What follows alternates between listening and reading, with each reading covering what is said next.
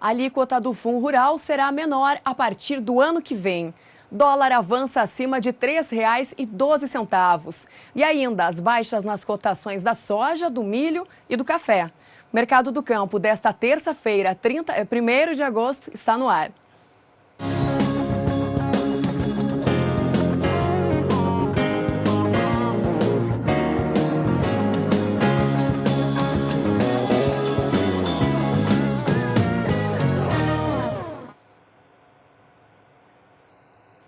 Olá, eu sou Sara Kirchhoff e falo ao vivo dos estúdios da B3 em São Paulo.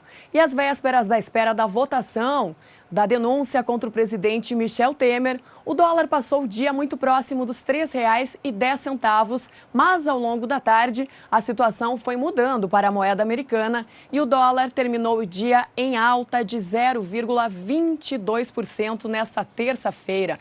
Dólar, portanto, a R$ 3,12 mais 60. Essa é a cotação do dólar comercial para esta terça-feira. E, ao mesmo tempo, o Ibovespa, que mede as principais ações das empresas brasileiras aqui na B3, também teve uma alta de quase 1%, encerrando o dia aos 66.516 pontos, impulsionado principalmente pelas ações dos bancos brasileiros.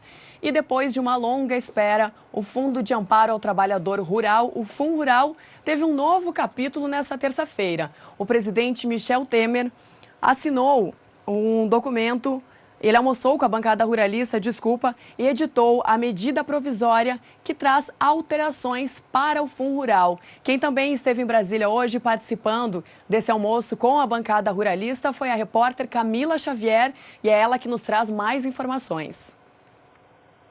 A medida provisória do Fundo Rural vinha sendo uma reivindicação da bancada ruralista desde abril, quando o Supremo Tribunal Federal reconheceu como constitucional o pagamento das contribuições previdenciárias. Nesta terça-feira, a medida provisória foi publicada no Diário Oficial. E sobre esse assunto, eu converso agora com o presidente da FPA, Nilson Leitão. Deputado, o que foi ajustado? Na verdade, um tema extremamente polêmico, né?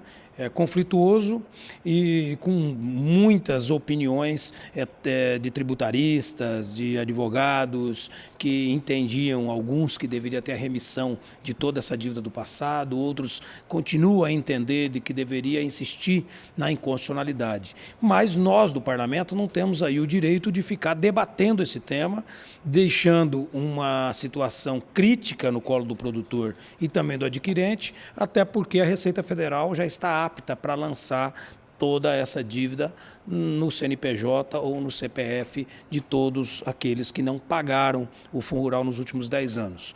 Então, com isso, a nossa proposta ao governo federal era fazer duas etapas. Uma, discutir um novo modelo de Fundo Rural. Esse modelo de 2,3% da receita bruta é um valor que ficou muito caro porque ele foi criado num período em que o Brasil produzia menos, na mesma quantidade de hectares. Hoje o Brasil produz mais na mesma quantidade de hectare. Significa que precisa reduzir a alíquota para poder receber até mais do que recebia nesse passado, ou pelo menos pensava em receber. Isso serve para o produtor rural, pessoa física, que foi a decisão do STF. Então, o que nós temos de proposta é que a partir do ano que vem, o produtor, ao invés de pagar 2,3, ele pague 1,5 da sua receita bruta, da sua produtividade. Quem não pagou a dívida e quem deve do Fundo Rural pagaria 1,5 mais 0,8, que somaria os 2,3, ou seja, ele pagaria a mesma alíquota que estamos pagando hoje, no ano de 2017, né, no ano que vem. Quem seria premiado com desconto seria quem está com a conta em dia, o produtor rural. No caso do adquirente, o tratamento será um pouco diferente, mas nós estamos com a proposta que vamos implantar na medida provisória de que possa pagar através do percentual da receita. É uma forma também de incentivar o pequeno frigorífico, o médio frigorífico, que foi tratado de forma desigual nos últimos anos, né? Tratar os grandes frigoríficos com incentivos, com financiamentos públicos e tudo mais, e o pequeno e o médio não. Agora nós precisamos cada vez mais desse pequeno e médio para ser quem vai receber esse produto, que hoje não terá quem receber. Então a ideia é mudar a medida provisória, que tem uma proposta de até 15 milhões de dívidas ser descontado na receita mensal ou anual daquela empresa. E quem deve mais do que 15, apenas pegar a dívida e dividir por 180 meses, o que nós não concordamos. Nós queremos ampliar esse teto de 15 milhões, talvez para 80, para 100 milhões, vamos discutir isso. E a entrada também, onde a Receita colocou na medida provisória, uma entrada de 4%. 4% da dívida é do valor total. Então é um valor pesado para se pagar nesse período, onde a maioria dos produtores já plantaram, já colheram, já venderam o seu produto e não tem esse dinheiro até o final do ano. Vai se tornar inadimplente com a entrada. Então a nossa proposta para o produtor rural, 1% de entrada em dezembro e para os adquirentes, para a indústria, 1% dividido em 5 parcelas, que são valores muito altos. A FPA, então, vai continuar trabalhando nessas emendas, né? Já que o resultado, a aprovação da medida provisória ainda não foi o resultado final satisfatório da bancada ruralista. Não, nem poderia, nem uma peça, nem uma obra, nem uma lei, nem uma medida provisória entra no Congresso e sai como entrou. Ela vai ter suas modificações, são 513 deputados dando opinião, são 81 senadores, então é claro que vai ter modificação. E nós vamos modificar para adequar para melhor. Precisamos ter uma contribuição que seja eficiente para a Receita Federal, mas que seja justa para o produtor e para a indústria. Obrigada, presidente. Nós conversamos com o presidente da Frente Parlamentar da Agropecuária, Nilson Leitão. Camila Xavier, para o SBA. Tá certo. E para você entender melhor como que ficou essa medida provisória, acompanhe aqui na tela comigo. De acordo, então, com a medida provisória 793, de 31 de julho, de ontem, o Programa de Regularização Tributária Rural, o PRP, ele prevê, portanto, o parcelamento de dívidas do Fundo Rural. Aquelas dívidas vencidas até o dia 30 de abril deste ano terão desconto de 100% nos juros. Era o que o deputado explicava ali, a gente exemplificou aqui e ilustrou para que você entenda melhor, portanto. Já aquelas dívidas que venceram no dia 30 de julho, agora no fim do último mês, também terão desconto de 100% nos juros e desconto de 25% nas multas do valor parcelado. Mas, para isso, o pagamento deverá ter uma entrada de 4%. E, além disso, além da entrada de 4%, serão outras 176 parcelas. Portanto, o restante do valor será parcelado em 176 vezes. Bom, essa medida provisória é editada pelo presidente Michel Temer no dia de hoje, do parcelamento das dívidas do Fundo Rural.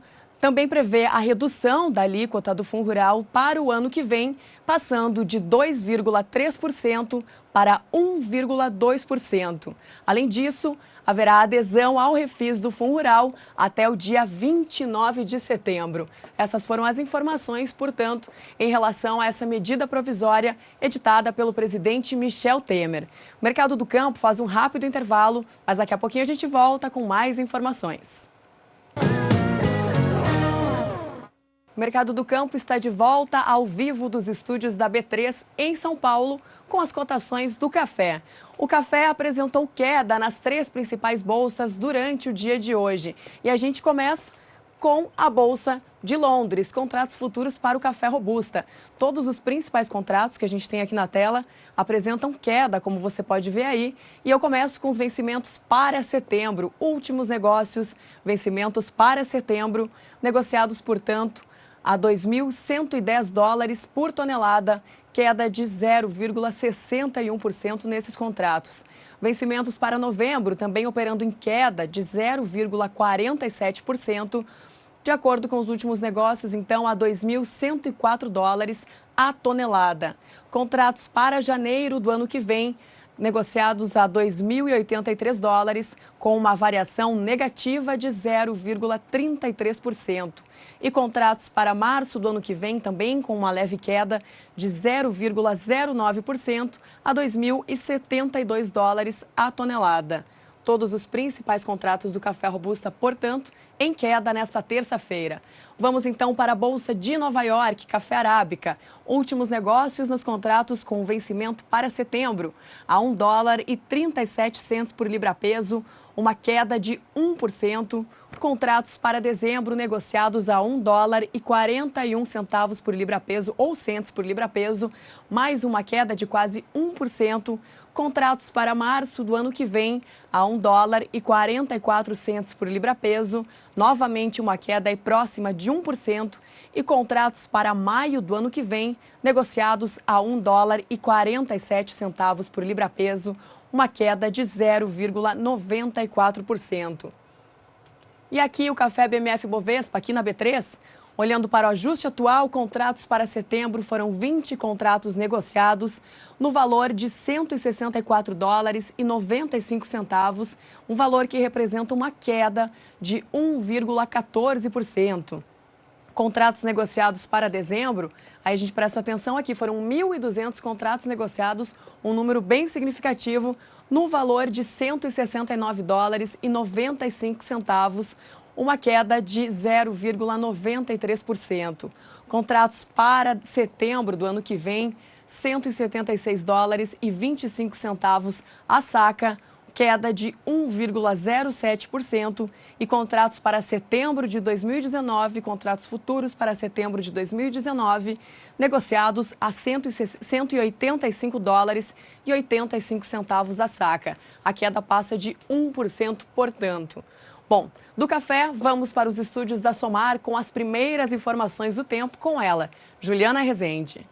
Agroclima, oferecimento Biomatrix, sinal verde para alta qualidade em grão e silagem de milho.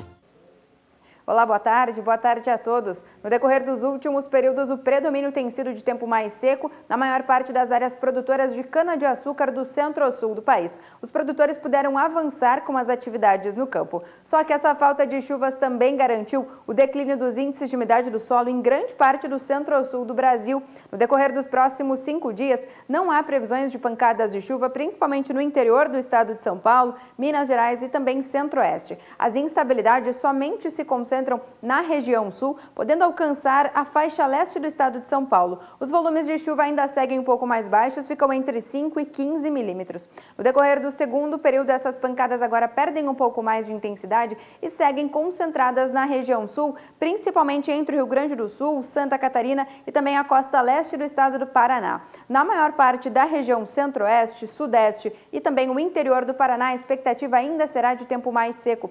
Então, pelo menos até o dia 11 de agosto, a expectativa ainda será de tempo mais seco entre as regiões produtoras de cana-de-açúcar e os produtores podem seguir avançando com as atividades de colheita.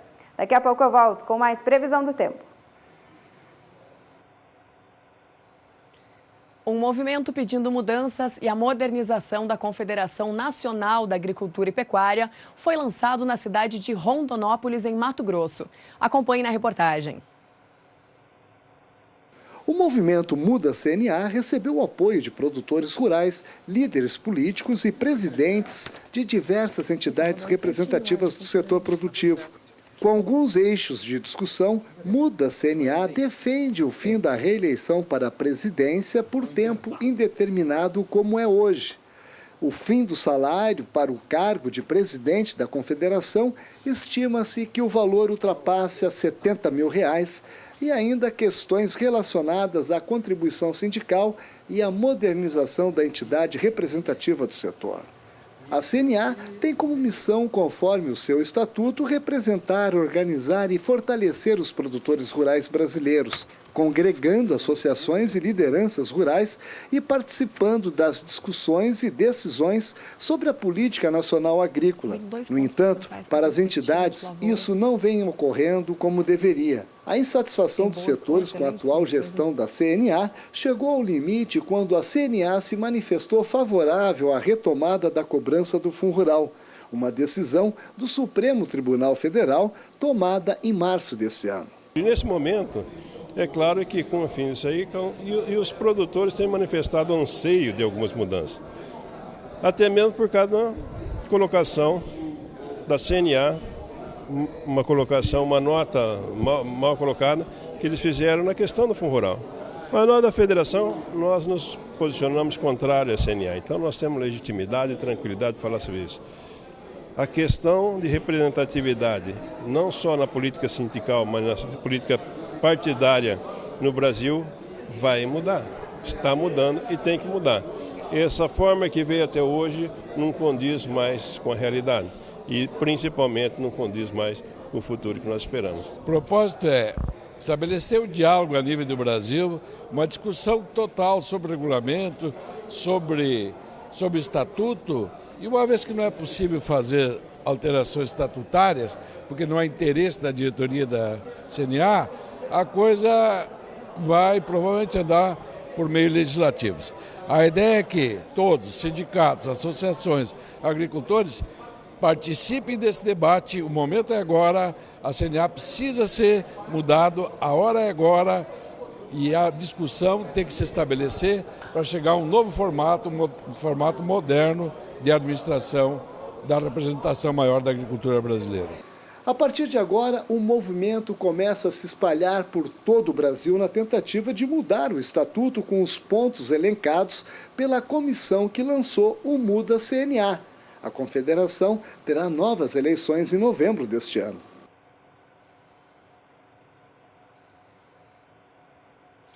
O Mercado do Campo faz mais um intervalo, daqui a pouquinho a gente volta com outras informações.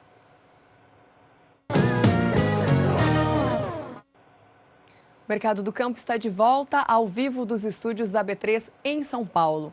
E sobe em 2 pontos percentuais as perspectivas de lavouras de soja em boas e excelentes condições nos Estados Unidos.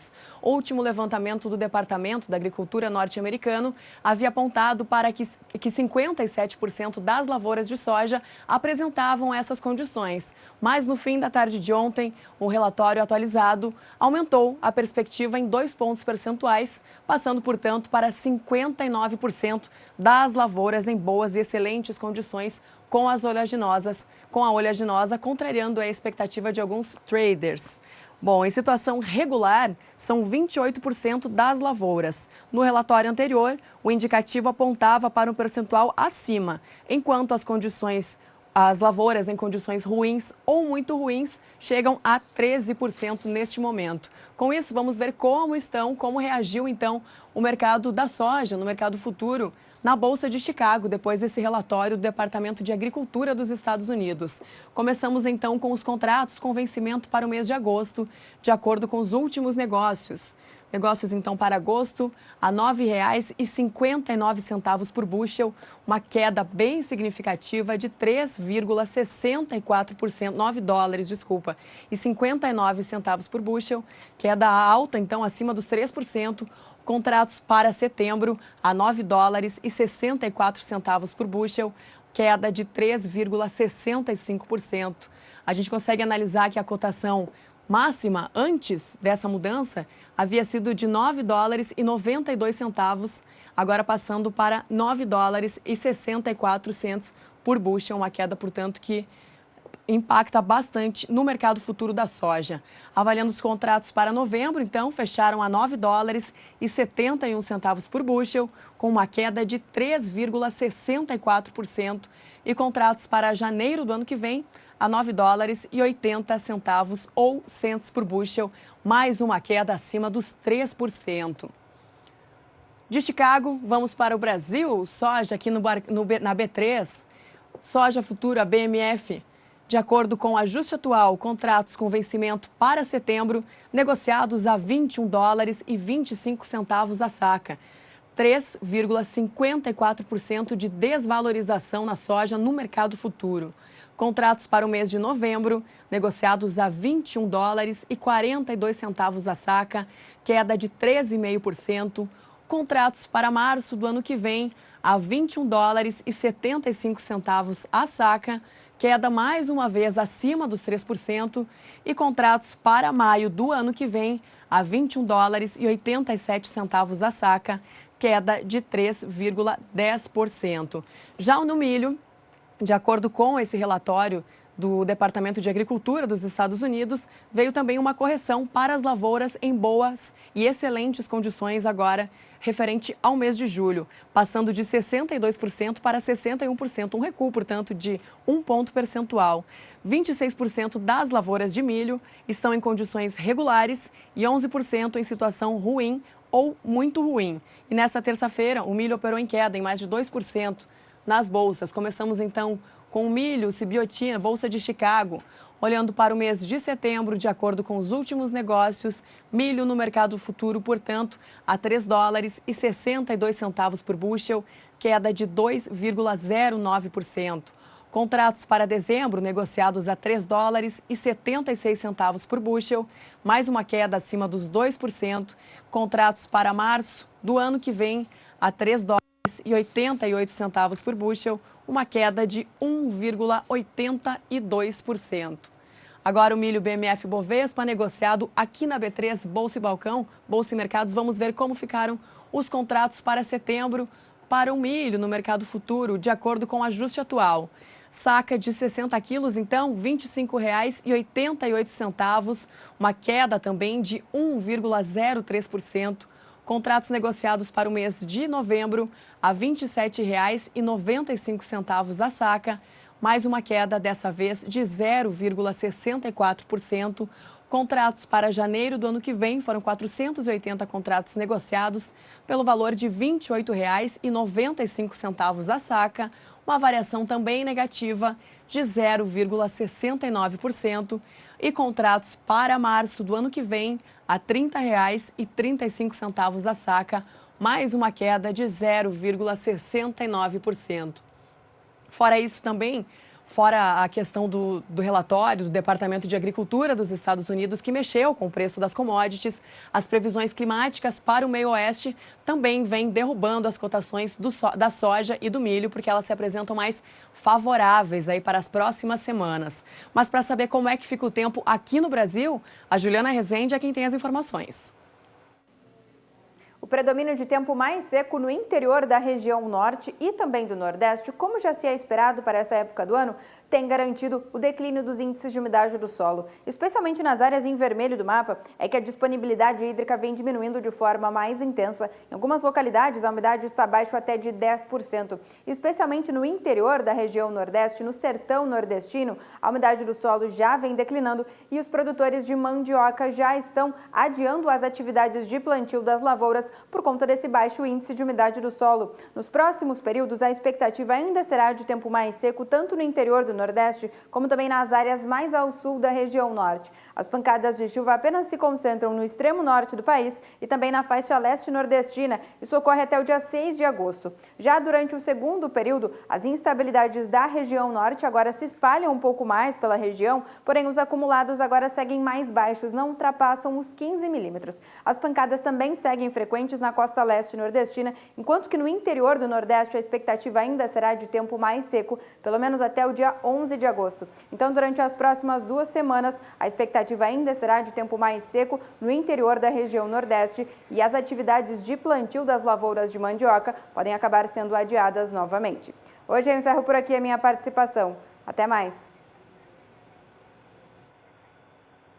Até mais, Juliana. E para garantir melhores resultados na criação e na seleção da raça Nelore, a marca Beabisa investe em um projeto de recuperação de pastagens. Confira na reportagem de Gustavo D'Angelo.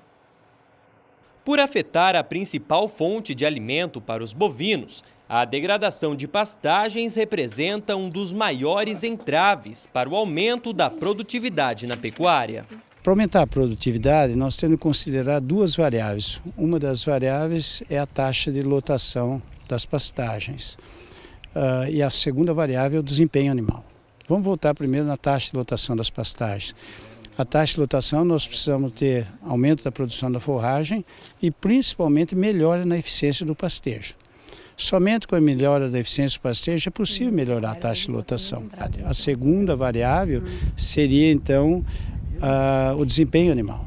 O desempenho animal ocorre por 2 fatores novamente. Um dos fatores é a melhor nutrição do animal, que na verdade essa condição é necessária para que haja um reflexo da genética dos animais. Não adianta muito pouco, tem muito pouco resultado, uma genética sem a nutrição. Então, nós precisamos, de fato, ter essa interação de uma melhor nutrição, que é conseguida através dessa pastagem de melhor qualidade, melhor manejo, e então a genética tem condições de se refletir. Há um ano, a fazenda Goitacazes, que pertence ao grupo Beabisa, em Selvíria, Mato Grosso do Sul, decidiu restabelecer suas áreas. Nós acompanhamos uma visita do professor Moacir Corsi às pastagens que passam pelo processo de recuperação. Anteriormente, essa pastagem estava bastante invadida com plantas, arbustos de cerrado.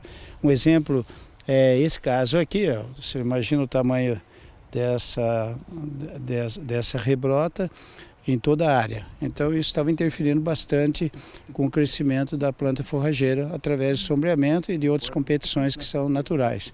A área, que na maior parte do tempo serve de maternidade, passou pelo sistema de controle das plantas invasoras, que ocorreu através da aplicação de herbicida no toco, proporcionando melhor condição de manejo e o restabelecimento da produção de forragem. Com esse trabalho, então, se consegue uma produtividade melhor, um retorno do animal mais rapidamente no cio, porque você oferece uma condição melhor de pastagem durante aquele processo da maternidade toda.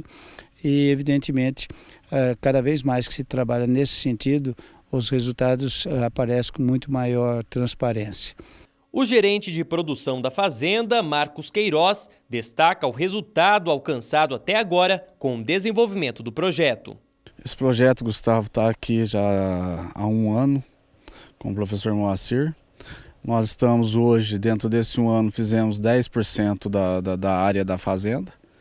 E nesses 10% nós já tivemos um aumento em torno de 30% a 40% da produção dos animais.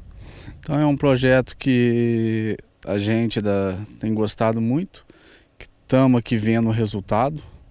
Aqui nesse ponto a gente consegue perceber bem a questão da recuperação da pastagem, né? Essa pastagem aqui, essa área já foi recuperada e mais ali ao fundo é a área que vai passar pelo processo de recuperação. É isso mesmo, professor? É isso mesmo. Há um ano atrás, essa área ela está bastante mais infestada do que a área que nós vemos ao fundo.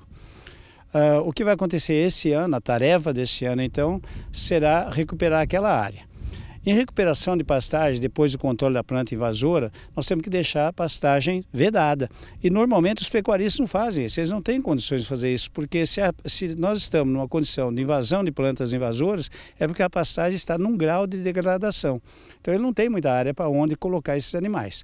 Com essa relação entre o aumento da produtividade, a divisão das pastagens, melhora no manejo das pastagens, vai ser possível a gente controlar aquela planta invasora e dar condições para a planta forrageira perfilhar mais através, então, de um período de veda dessas plantas forrageiras, dando, então, condições para que ela tenha maior perfilhamento e ocupe aquela área antes ocupada pela planta invasora, que vai ser combatida da mesma maneira que foi aqui, através da aplicação no toco dessas invasoras. É um trabalho que dá um resultado enorme, mas também ele tem um custo, evidentemente. Mas o resultado é muito bom. Nesse caso aqui, o controle foi muito eficiente, tem muito pouca rebrota, no caso aqui, que vai precisar outra vez mais um controle, mas a pastagem está recuperada. Então, o custo tem um benefício muito grande. O Mercado do Campo desta terça-feira fica por aqui.